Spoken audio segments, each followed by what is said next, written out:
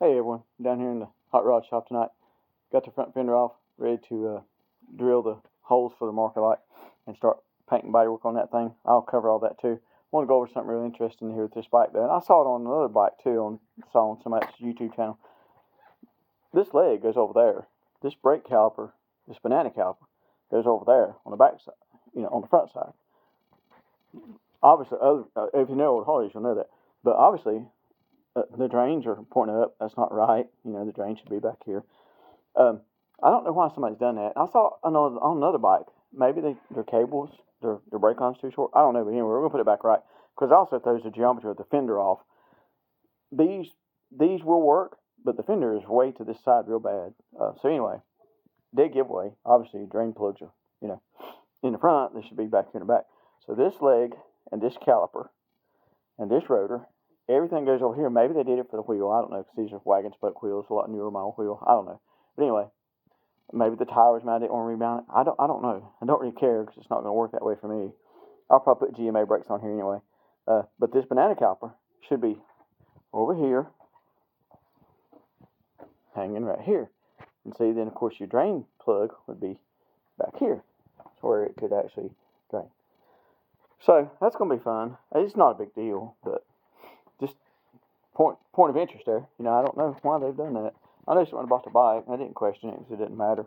I knew I'd change it. It's a simple fix. You just switch everything around. But anyway, interesting point. Also, good point I want to point out.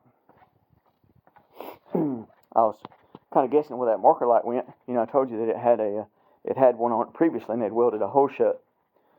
Well, there's what I came up with. And lo and behold,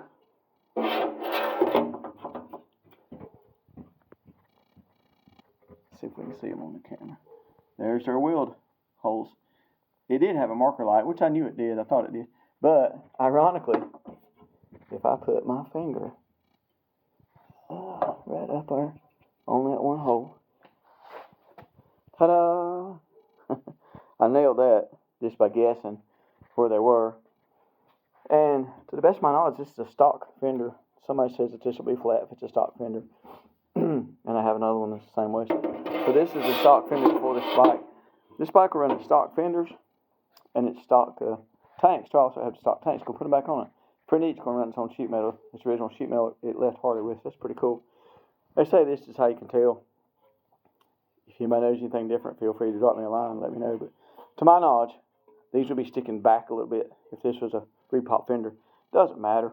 I thought that was pretty cool that the holes for the light are right here where I'd already pre-marked it. Anyway, we'll start grinding on this.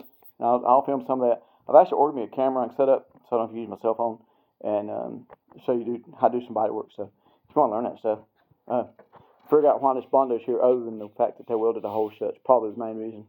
But anyway, we'll work on that tomorrow probably or another day. Everybody have a good evening. See ya.